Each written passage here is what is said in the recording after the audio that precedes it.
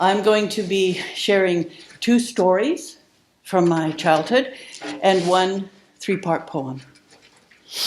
Ojai, California, 1958. 27 acres of my own personal playground, all parts of a factory dealing in fruit which had ceased to operate a half-century earlier. No longer used, it was completely mine and led me right out of time. The place invented me. Our house, reverse barn colored. Anybody? That's white with red trim. Yeah. My mom's idea. A real old barn for our horses. Oh, and a gray barber. Yeah, alongside the house. Yeah, not attached, alongside the house. We would walk under to get to the horses. Yeah, no grapes on it though, ever. An overgrown, exotic orchard with a pomegranate and a loquat tree. Yeah. A dilapidated, it's a big word, dilapidated, pitting shed with a reservoir beneath. We would drop pebbles down through the wide cracks in the floor to try and get the legendary bass that lived there to leap and reveal itself.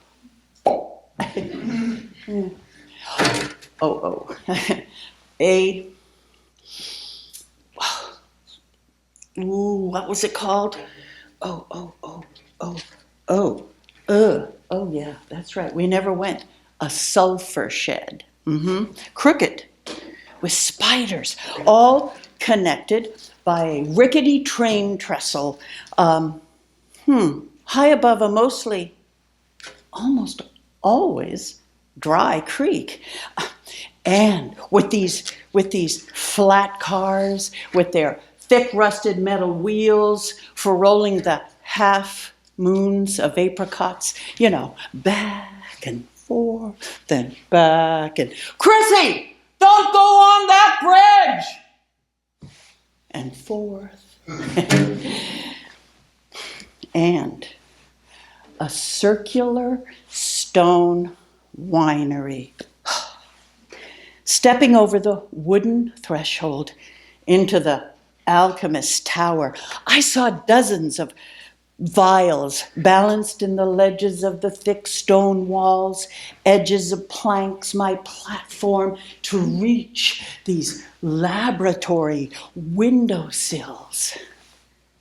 Dust in a thick curtain stuck to the old glass windows. 2 tokens of light, curing the space with the small squares, light trickling into the sealed vat, fermenting my infant telling. On the dirt floor, 2 stories below, a little below the earth, a cave for aging the grapes liquid. No vats remain, no presses, no spoons, only the test tubes up in the windows like prisms, splitting the light, transforming gray stone, earth, darkness of the cave. I never moved the vessels from their ledges. The tomb remained the same. The air only slightly stirred by my brushing in as I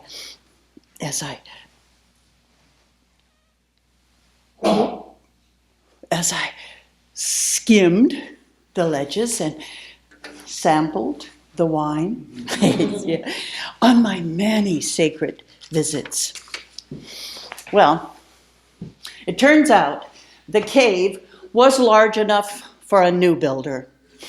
My father, obedient to the almost certain fact that we could all survive a nuclear attack, to build a bomb shelter. Oh, no. Yeah. So he knew about my cave. Well, it became a small square room with smooth cinder block walls and a ceiling. Well, it's perfect, he said, since there's already stone walls here. The only windows sealed off from us now would see the firestorm, would witness World War III. Well, we survived. Yeah. Wait, 2 weeks, 2 weeks, using up all the air and food and water, and then resume the same as before. Our stone pilers would save us while the earth burned.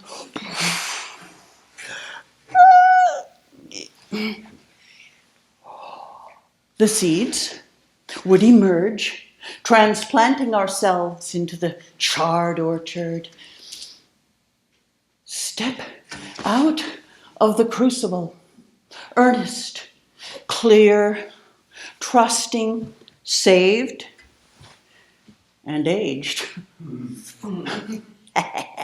by all the mysterious events. Yes. Now, beyond our borders, one narrow strip became another adventure. If you walked 1/10 mile up the hill past Summit School, on the left, you found Seesaw Road.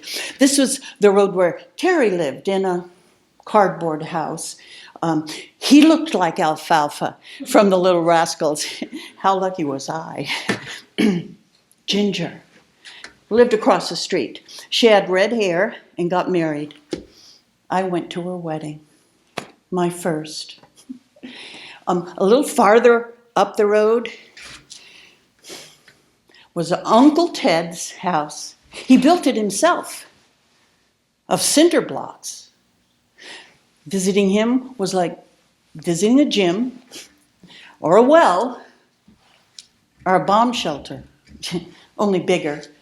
Ooh, further up, it became wild on Seesaw Road. So a trip past our friends' houses was a real hike. In fact, the bluebirds hiked to the end one day, to the far reaches, the wildest wild of Seesaw Road. Oh, yeah. Suddenly, there appeared a most glorious, impromptu, wicked playground. It was all lanky grass mixed in with broken pipes, some large enough to climb on or through, all fed by a mysterious creek or a perpetually broken pipe. It's the 1950s, so we all just rushed helter-skelter into that mess and started perching and singing bluebird songs, boinging and bouncing on two pipes resembling uneven parallel bars from hell. Well, pretty soon, it all got out of hand, and Janet, who was a little larger than the rest of us, slipped and hit the ground into the greens, both wrists broken, two bones protruding like broken wings. Janet got 2 casts and left the bluebirds. Boom, boom, boom, ba-dum, ba-dum. Thank you.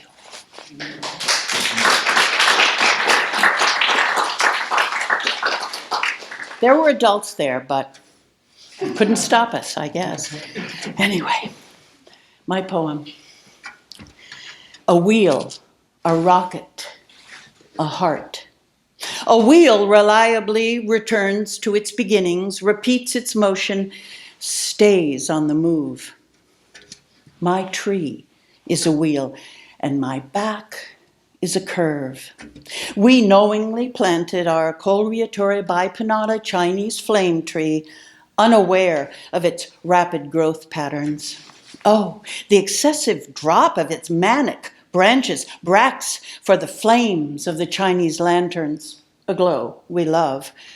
But nature is a wheel, and the frantic riot of green to yellow to orange keeps me worn out, cleaning its litter, always just in time for the revolution and the return to innocence.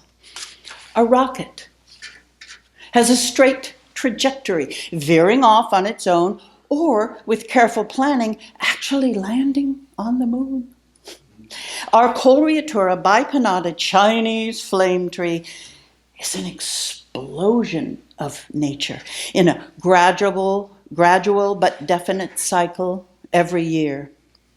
The ancients devised fireworks exactly as we planted our tree with its litter streamers and fertile blooms and sticks and pods with tiny seeds, making small trees nearly everywhere, which I bend and bow to retrieve infinitely my bicycle of hard work and stored energy. A heart is roughly the shape of a guava, the tough fruit my mother grew up with. When I climbed my childhood trees, I joyously retrieved the edible blood of pomegranates and tiny grenades of poison.